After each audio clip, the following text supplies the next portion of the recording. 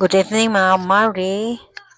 So, nag-live day ko sa Pupo. While nag-live ko sa Pupo, ako na lang siyang gikuan kanang while nag-live ko sa Pupo, nag-exercise na lang ko kay duka jud kay tanan niya while nag-live ko.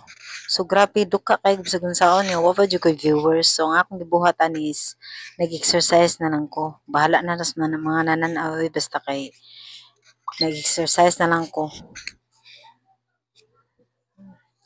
For 1 hour nga live, so mao gini akong gibuhat. So while nag-live, naka-exercise pa jud ko for my health. So inana lang na siya kasayon. Inana na lang siya kasayon o inana na lang siya kadali.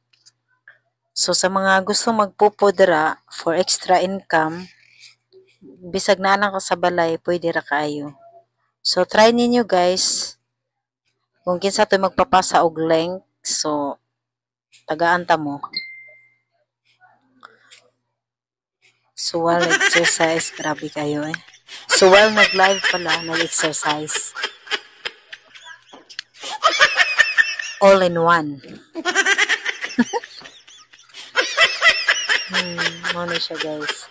So kutas man day ko mag-exercise ka sa balay no. Lahi ra jud kung ato ka sa gym or mag-zumba. Kay dili jud ka ingon ka hunong. So kung ana ka sa balay, magpatigbabaw ang imong katapon. So parehaan ni karon no. Ana gikapoy na. Bisag mag-zumba ko na mag-exercise, dili gud ko ka panington tamayo kay di jud na ko ikuan ipugos. Kakapuyan jud ko. Kapoy man pag-exercise.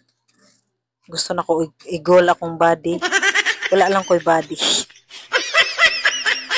Yes, thank you for watching guys. Bye.